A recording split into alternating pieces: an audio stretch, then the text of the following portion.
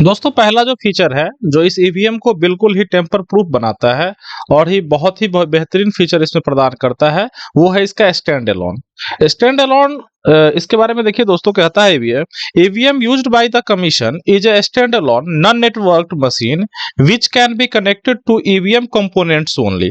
देखिए कहता है कि ईवीएम जो इलेक्शन कमीशन यूज करता है भारत में वो स्टैंड अलोन है, यानी कि स्वतंत्र रूप से कार्य करने वाला है और नॉन नेटवर्क है, यानी यह किसी भी नेटवर्क से जुड़ा हुआ नहीं है। देखिए दोस्तों, जब भी नेटवर्क से कोई जुड़ा हुआ होता है तो उसके टेम्परिंग और हैकिंग की गुंजाइश बन जाती है। लेकिन देखिए इलेक्शन कमीशन ऑफ इंडिया यहाँ पर साफ करता है, देखिए जब वो जो फीचर बताता है अपने ईवीएम का वो है कि यह स्टैंड अलोन है, यानी कि स्वतंत्र रूप से कार्य करने वाला है, नॉन नेटवर्क, किसी भी नेटवर्क से जुड़ा हुआ नहीं है और यह केवल ईवीएम के कंपोनेंट से ही जोड़ा जा सकता है। जैसे सीयू है, बीयू है, वीवीपैट है, एसएलयू है, पीएफएलसीयू है। एसएलयू का मतलब दोस्तों होता है कि सिंबल लोडिंग यूनिट, यानी सिंबल लोडिंग यूनिट और प्री एफएलसी यूनिट के साथ ही इसको कनेक्ट किया जा सकता है। देखिए ये केवल यही जो इतनी चीजें हैं इसके साथ ये कनेक्ट, आप चाहिएगा कि इस ईवीएम को किसी अन्य मशीन से जोड़कर चेक किया जाए तो ये होगा ही नहीं चेक, क्योंकि ये स्टैंड अलोन मशीन है और नॉन नेटवर्क्ड है। ठीक है, नेटवर्क्ड है, ये किसी भी नेटवर्क से जुड़ा हुआ दोस्तों नहीं होता है और यह इसको क्या करता है, बहुत ही पुख्ता बनाता है, किसी भी टेम्परिंग से इसको बचाने में मदद करता है, क्योंकि यह अन्य मशीनों के साथ इसका, जैसे अगर हम चाहेंगे इसका कंप्यूटर के साथ कनेक्शन कर देना तो ऐसा होगा ही नहीं। इसका कनेक्शन ये जो ईवीएम कंपोनेंट्स है सीयू, बीयू, वीवीपैट, एसएलयू या एफएलसीयू, इसी के साथ इसका कनेक्शन हो सकता है, अदरवाइज किसी के साथ इसका कनेक्शन नहीं होता है। और यह जो स्टैंड अलोन फीचर है यह किससे बचाता है, any connection with external world through wire और वायरलेस। यह इस मशीन को किसी भी प्रकार के बाह्य कनेक्शन से बचाता है, चाहे वो तार के थ्रू हो या बिना तार का हो, वायर के थ्रू हो या वायरलेस हो, किसी भी प्रकार के कनेक्शन से क्या करता है, यह इसको फुल प्रूफ करता है, कोई भी बाहरी कनेक्शन इसमें संभव नहीं करता है यह स्टैंड अलोन फीचर। अब देखिए दोस्तों, दूसरा जो है one time programmable OTP chip. दोस्तों इस ईवीएम में जो सीयू है उसमें जो चिप यूज किया जाता है दोस्तों वो वन टाइम प्रोग्रामेबल है। जब मैंने इसके टेक्निकल को देखा साइट पे सर्च करके तो उसको बताया गया कि जब ये मैन्युफैक्चर होता है उसी समय इस चिप को प्रोग्राम कर दिया जाता है।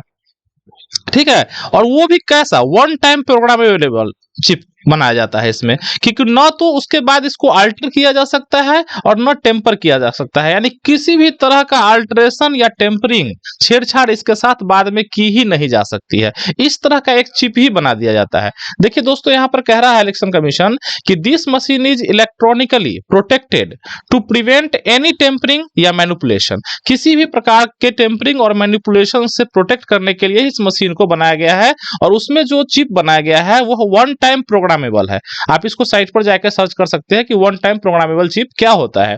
ठीक है, दिस प्रोग्राम यानी this software used in these machines is burned into A one time programmable chip. ठीक है, यह जो सॉफ्टवेयर है यह इस मशीन में इस तरह से बर्न किया गया है कि वन टाइम प्रोग्रामेबल ही है, सो दैट ताकि it can not be altered और टेम्पर्ड विथ, ताकि इसके साथ किसी भी तरह का अल्टर या टेम्परिंग संभव नहीं हो। यानी कि ऐसा चिप बनाया गया है इसमें कि इसको किसी भी तरह से टेम्परिंग की ही नहीं जा सकती है, क्योंकि यह वह वन टाइम प्रोग्रामेबल है, एक ही टाइम इसको प्रोग्राम किया जा सकता है। दोबारा अगर इसके किसी भी प्रोग्राम में छेड़छाड़ करने की कोशिश की जाएगी तो यह होगा ही नहीं दोस्तों। ठीक है, तो तीसरा फीचर जो इलेक्शन कमीशन कहता है जो हमारे ईवीएम का है वह है कि अनऑथोराइज्ड एक्सेस डिटेक्शन मॉड्यूल, यूएडीएम। ठीक है, अब इसके बारे में जो वो स्पष्ट करता है कि software as well as polled data, यानी सॉफ्टवेयर भी और जो पोल किया हुआ डेटा है, जो मतदान करने के बाद जो उसमें डेटा है, is stored in the micro controller of the control unit of EVM. वह देखिए सॉफ्टवेयर और पोल डेटा ये दोनों कहां स्टोर होता है दोस्तों, सीयू में, पता है आपको, ये होता है कंट्रोल यूनिट के माइक्रो कंट्रोलर में। दोस्तों देखिए फिर से मैं बता दूं कि सॉफ्टवेयर और जो पोल डेटा होता है, जो मतदान किया हुआ डेटा होता है, वह माइक्रो कंट्रोलर में ही जमा होता है, किसके, कंट्रोल यूनिट के माइक्रो कंट्रोलर में, which is protected by the secure model. यह सिक्योर मॉडल से प्रोटेक्ट किया हुआ होता है, सिक्योर मॉडल से प्रोटेक्ट किया होता है। एनी अटेम्प्ट कोई भी attempt to open the secure model, कोई भी अटेम्प्ट जो इस सिक्योर मॉडल को क्या करने का, ओपन करने का या ब्रीच करने का प्रयास करेगा, एट एनी टाइम, किसी भी समय पर, whether the machine is on और ऑफ, चाहे मशीन ऑन हो या ऑफ हो। देखिए दोस्तों, ये जो सिक्योर मॉडल से इसको प्रोटेक्ट किया गया है इस माइक्रो कंट्रोलर को, जहां पर डेटा और सॉफ्टवेयर क्या होता है, इंस्टॉल होता है, ठीक है। तो वो सिक्योर मॉडल को अगर आप अटेम्प्ट करते हैं ब्रीच करने का, ओपन करने का, चाहे किसी भी समय, इवन की मशीन ऑफ है तब भी, आपको लगेगा कि मशीन ऑफ है तब कैसे पता चलेगा, नहीं, इसका ऐसा सिक्योर मॉडल इसके मैक्रो कंट्रोलर का बनाया गया है कि मशीन ऑन हो या ऑफ हो, दोनों ही स्थिति में अगर उसको क्या किया जाता है, ओपन सिक्योर मॉडल को करने का प्रयास किया जाता है, renders the machine in factory mode, तो मशीन जो है ऑटोमेटिक अपने आप को फैक्ट्री मोड में लेके चली जाती है, मशीन ऑटोमेटिक अपने आप को फैक्ट्री मोड में लेके चली जाती है दोस्तों।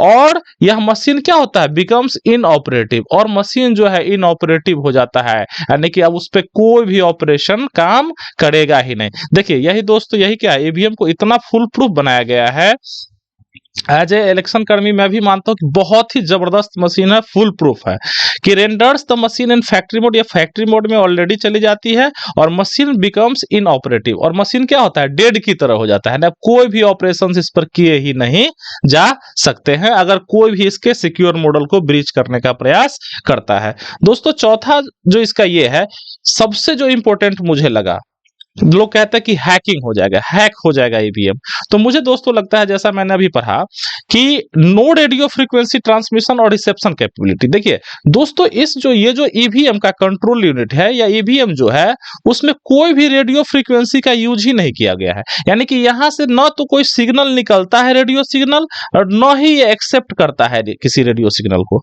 दोस्तों दोनों बातें याद रखिएगा कि कोई भी ये जो है न रेडियो फ्रीक्वेंसी पैदा करता है ये ईवीएम, और न ही कोई एक्सेप्ट करता है, रिसेप्शन कैपेबिलिटी भी नहीं है इसमें, ठीक है। अच्छा, इसके बारे में जो बताता है इलेक्शन कमीशन ऑफ इंडिया, वो क्या है कि any tampering of ECI EVM, कोई भी टेम्परिंग जो इलेक्शन कमीशन ऑफ इंडिया के ईवीएम में बाय कोडेड सिग्नल, जैसे कि बहुत सारे हैकर्स क्या करते हैं, कोडेड सिग्नल्स भेजते हैं, जिसके थ्रू वो क्या करते हैं, वो हैक करते हैं किसी भी मशीन को।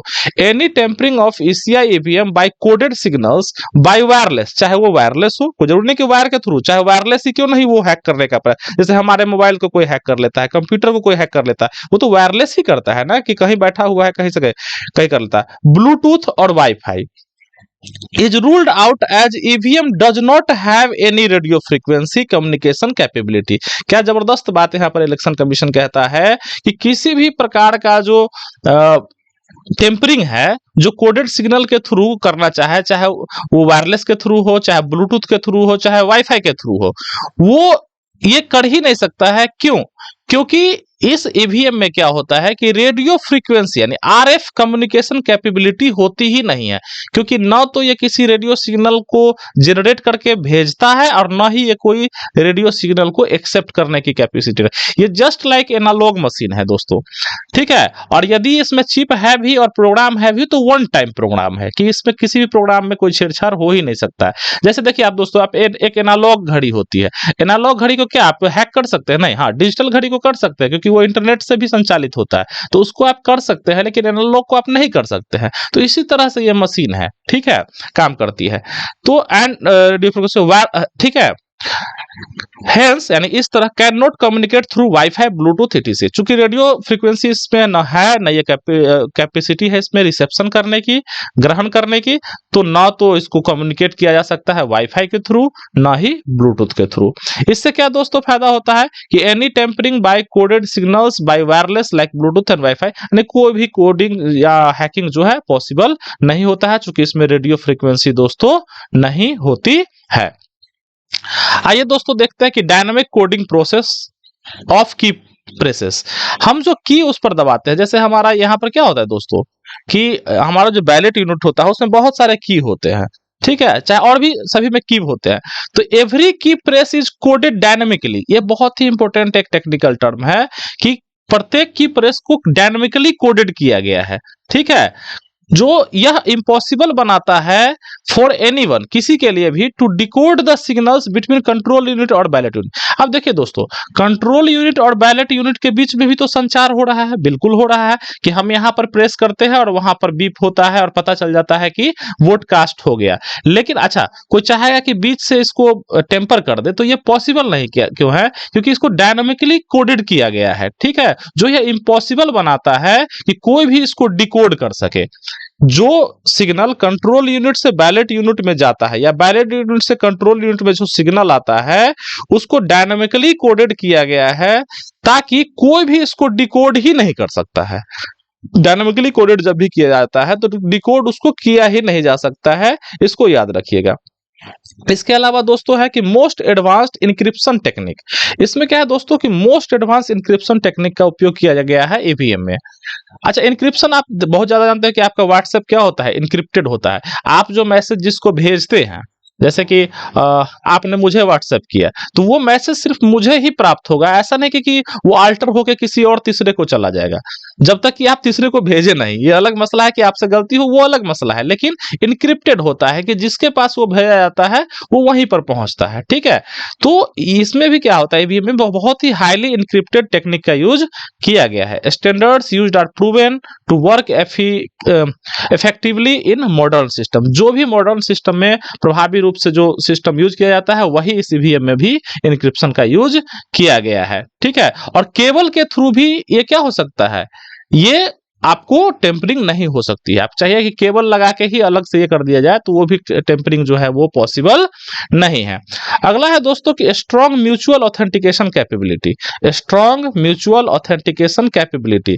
The strong mutual authentication capability ensures that any unauthorised devices can not interact with EVMs. यह जो म्यूचुअल ऑथेंटिकेशन कैपेबिलिटी है, यह बताता है कि इसका किसी भी दूसरे डिवाइस के साथ कोई भी इंटरेक्शन नहीं हो सकता है।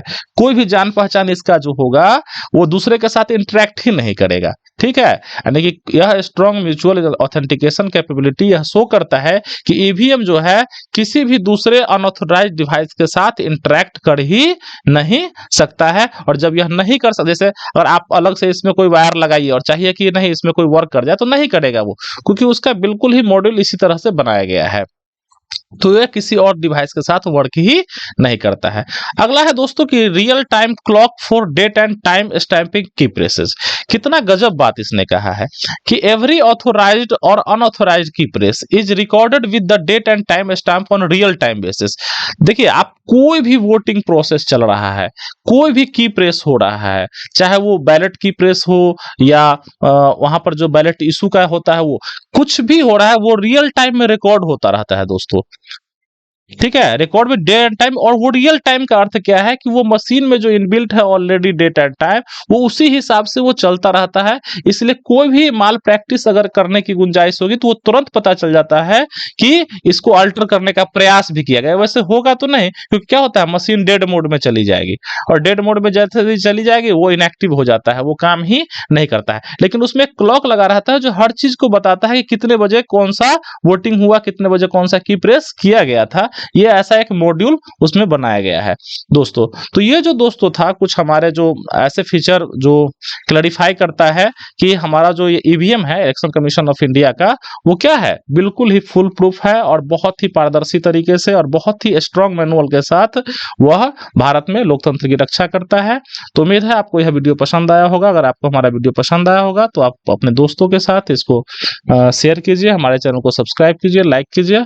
जय हिंद, जय भारत।